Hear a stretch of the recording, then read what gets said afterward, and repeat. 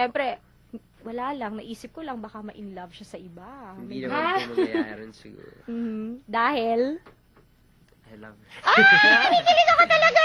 Good luck sa inyo dalawa. Sana ka pareho na lang kayo makapasok, di ba? Sa Oo loob nga, sana. ng PDA. But if isa lang po, to be success na po namin na naman. Why not? Pero sana kami dalawa. Correct. Kami, okay. At nakikita ko talaga that you love each other. Yes. Kaya, stay happy. At sana talagang for life na kayong dalawa, hindi ba? Good Thank luck. you. Good luck sa'yo, Thank you po, Bunny Tay. and Shivas. Thank you. Salamat po. And with that, mga kapamilya at mga best friend, eto na naman po ang isa pang edition ng PDA Dream Minute. Bukas, nako, makinig kayo dahil I'm sure exciting din ang ipapakilala namin sa inyo, ha? If you want to hear the full interview, all you have to do is log on sa www.pinoydreamacademy.ph. At sobrang kinilig talaga ako, so i-reserve ko ang aking kilig sa pagpapaalam, ha? This has been your best friend, DJ Laila, saying maraming salamat po sa inyong walang sawang pakikial. Lalalalalalalam mo na yan!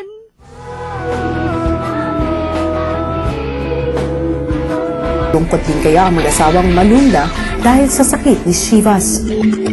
Bago ang performance ay nanginginig na si Shivas dahil 3 araw na siyang lulutang. Dinala rin siya sa klinik para masiguradong kakayanin niya ang pagtugtong sa entablado para mag-perform. Matapos magpahinga ay ipinasya ni Shivas na ituloy ang laban. Hiniwan muna ang 3 taong gulang na anak sa Dumaguete City para hanapin ang kapalaran dito sa Maynila. Ano kaya ang naghihintay sa kanilang pakikipagsapalaran? If ever po makapasok kaming dalawa, yung parents ko po yung mag-aalaga ng baby namin. Miss namin yung baby namin kasi nasa province yung baby. Pero kailangan namin gawin to para sa kanya. Hindi rin kami sanay na wala siya. Hello po. Hi, Giovanni. Good afternoon Hi, po. Shivas, right? Yes po. Okay. Hindi kayo nahirapan yan? Kumakanta kayo, may baby, aral. Hindi naman po kasi yung pagkakanta namin, parang... nag-enjoy lang po kami kumanta. Yun yung banding namin dalawa. Yun ang bonding ninyong Sa dalawa. bahay lang po kasi hindi kami masyadong lumalabas. Nasa bahay lang kami. Si Mrs. muna ang unang kumanta. Vani, ano naman ang isi-share mong awitin sa amin ngayon? Underneath your clothes. Underneath Oo, your clothes. clothes. Ah, okay. Pero hindi po yun yung... Medyo kinabahan ako doon sa kantang yun. Okay, sige. Alright. Alright, sing your underwear song. Okay, go. You're a song written by the hands of God. Don't get me wrong, 'cause this might sound to you a bit odd, but you're the place where all my thoughts go hiding, and right under your clothes is where I find out. Underneath your clothes, there's an endless story.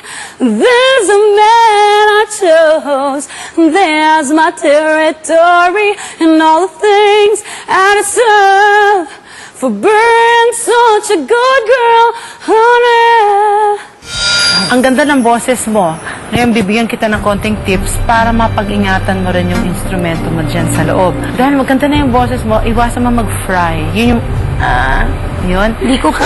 Maganda kasi intonasyon niya. The intonation is good. But the quality, it's because of the habits. The pronunciations, the way she would form the words.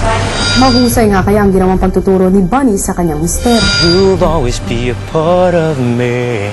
I'm part of you and definitely. Girl, don't you know you can't escape me? Ooh, darling, 'cause you'll always be my baby. And we'll linger on. May sasabihin ako na huwag ka magalit. Alam mo, mas magaling itong lalaki. Naunahan mo lang ako. Mas meron siyang kasi yung tapon. Kahit mahina yung boses niya. Yung as a personality, mas bukas eh. Has something to do also with, kasi siya yung isa, detrimental yung kanyang buhok. Hindi mo nakikita halos yung mukha niya. Ito, bukas na bukas yung mukha niya. Mas may excitement itong ano ito. Exactly. Ito nga sasabihin ko eh. Mas gusto ko itong papasok kaysa din sa babae.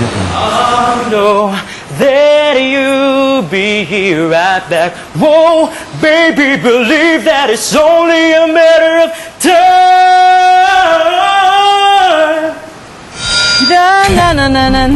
Na, lagay mo dyan. Sige.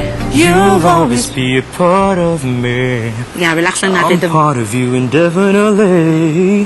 Relax Girl, mo. don't you know Yeah. you can't escape Okay me? lang, let go lang, Ooh, enjoy. darling, 'cause you'll always be my baby. Ginulat mo kami, bigla kang sumigaw sa huli. Bubulong-bulong ka doon sa buong kanta, tapos bigla kang bubulaga sa huli. Nagulat kami, di ba? Dapat pasalawatan mo si Mrs. because Mrs. has done a good job teaching you how to sing.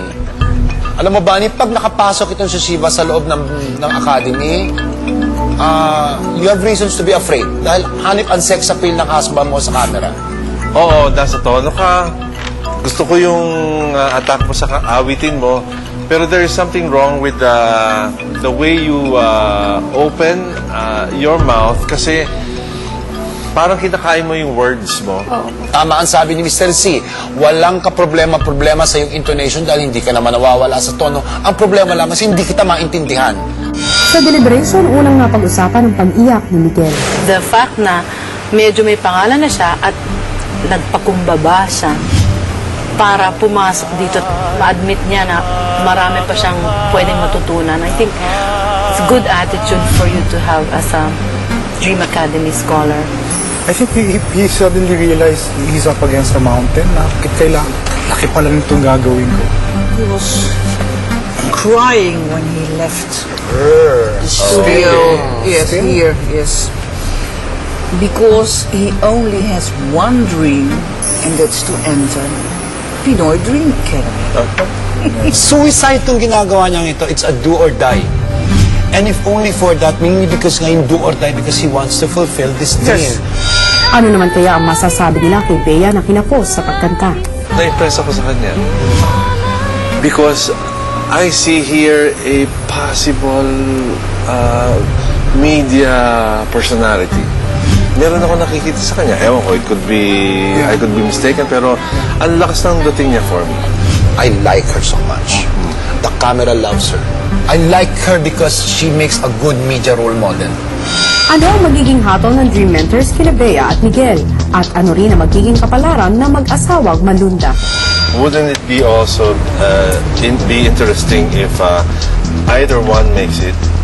You know, one will not make it, the other one will make it. Yes, so but that's also possible.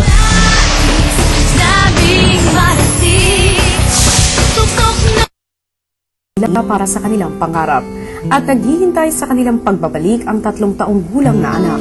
It's not like, it's a buy one, take one situation, right? I go for the boy, I don't go for the girl.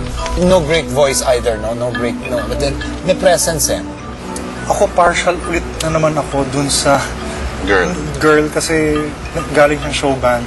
And I'd like to see the effect of Dream Academy on persons like her na grabe yung experience. Yun yung guy parang I still find him too raw. Wouldn't it be also be interesting if either one makes it? You know, one will not make it, the other one will make yes, it. so but that's also possible. But you also can say a couple is also perhaps nice. Oras na para sa pinakahihintay ng couples. Ang announcement ng desisyon kung magpapatuloy pa sila sa pagkanta. Unang dedesisyonan sina Miguel at Bea. May pagpatuloy pa kaya ni Miguel ang kanyang pangarap na muling makilala at makabalik sa music industry? Miguel, nagpasya na ang Dream Academy team na dito sa round na to, pasado ka.